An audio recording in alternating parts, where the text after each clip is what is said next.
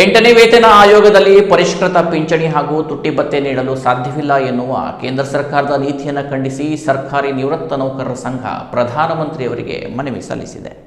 ಶಿರಸಿಯ ಸಹಾಯಕ ಆಯುಕ್ತರನ್ನು ಭೇಟಿ ಮಾಡಿದ ಶಿರಸಿಯ ಸರ್ಕಾರಿ ನಿವೃತ್ತ ನೌಕರರು ತಮ್ಮ ಅಳಲನ್ನು ತೋಡಿಕೊಂಡರು. 8ನೇ ವೇತನ ಆಯೋಗದಲ್ಲಿ ಪರಿಷ್ಕೃತ ಪಿಂಚಣಿ ಹಾಗೂ ತುಟ್ಟಿ ಭತ್ಯೆ ನೀಡಲು ಸಾಧ್ಯವಿಲ್ಲ ಎನ್ನುವ ಕೇಂದ್ರ ಸರ್ಕಾರದ 2025ರ ಆರ್ಥಿಕ ಬಜೆಟ್ ಮಂಡನೆಯಲ್ಲಿ ಉಲ್ಲೇಖಿಸಿರುವುದು ಖಂಡನೀಯ.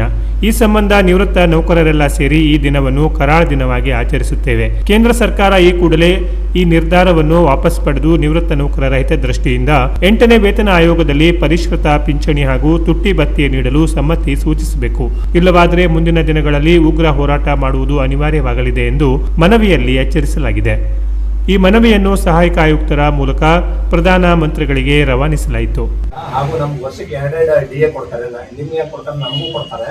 ಆ 2 DAನೂ ಕೊಡುದಿಲ್ಲ ಅನ್ನುವಂಥದ್ದು ಅವರು ಹೋದ ವರ್ಷ ಅಂದ್ರೆ ಮಾರ್ಚ್ 25ಕ್ಕೆ ಲೋಕಸಭೆಯಲ್ಲಿ ಆರ್ಥಿಕ ಬಜೆಟ್ ಇಂದ ಅದನ್ನ ಅನುಮೋದನೆ ಮಾಡಿದ್ದಾರೆ.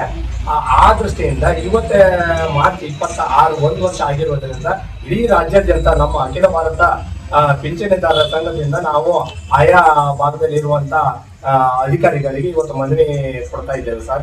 ನಮ್ಮ ಬೇಡಿಕೆ ಏನಂತ ಹೇಳಿದ್ರೆ ಸರ್, ನಮಗೆ ಈಗಿದ್ದಂತ ಒಂದು ಪರಿಸ್ಥಿತಿಯಲ್ಲಿ ನಾವೆಲ್ಲ ನಿವೃತ್ತರು, ನಮಗೆ ಈಗಿರುವಂತಹ ದಿನದ ಒಂದು ಸಾಮಾನುಗಳ ರೇಟ್ ನೋಡಿದಾಗ ಹಾಗೂ ನಾವೆಲ್ಲ ಆಗಿರುವುದರಿಂದ ನಮ್ಮ ಒಂದು ಏನು ಆರೋಗ್ಯದ ದೃಷ್ಟಿಯಿಂದ ಎಲ್ಲಾದ್ರೂ 8ನೇ ವೇತನ ಆಯೋಗದಲ್ಲಿ ರಿವೈಸ್ಡ್ ಪೇ ಕೊಡುವುದಿಲ್ಲ, DA ಕೊಡುವುದಿಲ್ಲ ಅಂತ ಹೇಳಿದ್ರೆ ನಾವೆಲ್ಲ ಜೀವನ ಮಾಡೋದು ತುಂಬಾ ಕಷ್ಟ ಆಗ್ತದೆ. ಆ ದೃಷ್ಟಿಯಿಂದ ನಿಮ್ಮ ಮೂಲಕ ಸರ್ ಮೋದಿಜಿಯವರಿಗೆ ಲೆಟರ್ ಬರೆದಿದ್ದೇವೆ sir.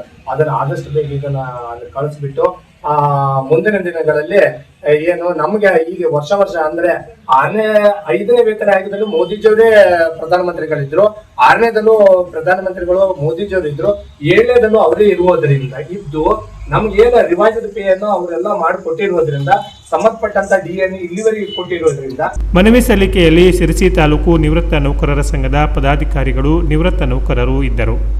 Canara plus news, Sirsi.